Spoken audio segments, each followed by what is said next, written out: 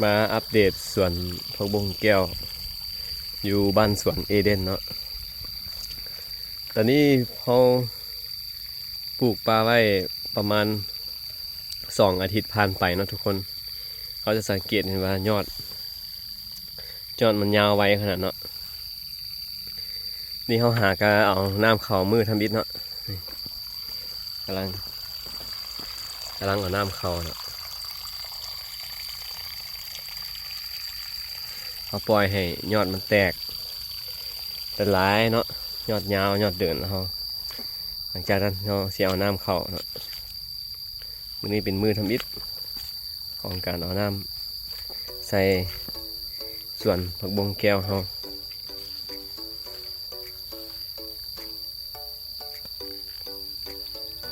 กำลังงามเนาะทุกคนเนาะถ้าผู้ใดเบิ่งคลิปที่แล้วเนาะเกี่ยวกับการปลูกผักบุ้งแก้วเนาะอย่าสิแปะวิดีโอไว้เทิงนี้คลิปที่แล้วเนาะเกี่ยวกับการปลูกผักบุ้งแก้วเขาสังเกตว่าเพียงแต่2 อาทิตย์เนาะ14 มื้อใช่ไหมผักบุ้งแก้วเขาก็ถือว่ายอดเดินเนาะยอดยาวไว้เดินไว้แตกไว้ป่วยกันละตรงนี้มีดาวสีตัดออกเนาะเขาสีเด็ดยอดตัวยาวนี่ออกเนาะเกตมันยอดนี่เป็นเม็ดครึ่งเลยเขาก็สีตัดประมาณนี้เนาะตัดประมาณนี้ตัดออกให้มันแตกหลังจากที่เขาตัดยอดแล้วมันจะแตกเนาะนี่เขาก็สิเฮ็ดอาหารกินเนาะเฮ็ดผักบุ้งไฟแดงกินผลทำอิฐเนาะยอดทำอิฐของผักบุ้งแก้วเขาถือว่ายอดอวบใหญ่เนาะทุกคนนี่วิธีเนาะหรือว่าเทคนิคในการเฮ็ดให้ผักบุ้งแก้วมันยอดอวบยอดใหญ่ยอดแตกเนาะแตกเป็นฟุ่มนี่ตั้งแต่มือทำอิฐในการปลูกนี่เขาจะเอาน้ำออกเนาะนี่ตัวนี้มันท่อระบายน้ำเขาจะเห็นบ่มันจะเอาลงเอาขึ้นได้เนาะแต่ตัวนี้เขาเฮ็ดท่อระบายน้ำออกเบิดหลังจากนั้นผ่านไป2 อาทิตย์เนาะจะสังเกตว่าบ่ตายแล้วทุกคนยาสุย่านมันตายเนาะการปลูกผักบุ้งแก้วนี่เปล่งน้ำออกเบิดแล้วมันจะเฮ็ดให้ยอดนี่อวบใหญ่บ่อันนี้คือเทคนิคในการเฮ็ดให้ผักบุ้งยอดอวบใหญ่เนาะน้ำเข้าเลยบัดนี้แต่ถ้าเขาเอาน้ำใส่แต่มือทำอิฐเลยยอดมันจะบ่อวบบ่ใหญ่ทุกคนยอดมันจะน้อยๆสังเกตเบิ่งเลยเนาะอันนี้มันจะค่อยเนาะอันนี้มันโนนตัวนี้ค่อยนี่น้ำเขาดูดน้ำออกมาเบิดเต็งน้ำออกมาเบิดแต่น้ำมันยังแซ่อยู่เนาะประมาณอาทิตย์หนึ่งน้ำมันค่อยแห้งบริเวณนี้เราสังเกตเบิ่งยอดแตกต่างกันเลยทุกคนยอดน้อยเนาะแถวนี้ยอดน้อยเพราะว่ามันแซ่น้ำเนาะแซ่น้ำอาทิตย์หนึ่งเห็นปะยอดยาวอยู่แต่มันน้อยแต่เขามาเบิ่งฝากพี่บัดนี้ฝากพี่บูมีน้ำเนาะ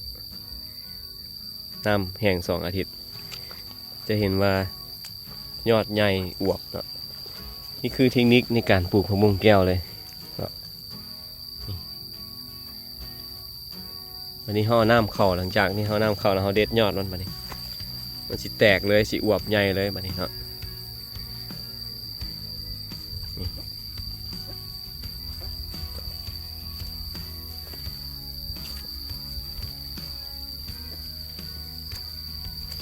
วันนี้จะเด็ดยอดออกเบิดเลยเนาะยอดที่มันยาวๆที่มันเดนี่เราจะเด็ดออกเลยจะเด็ดออกเลยมันนี่มายาวอวบเลยเราจะเด็ดประมาณนี้เลยทุกคนประมาณนี้เลย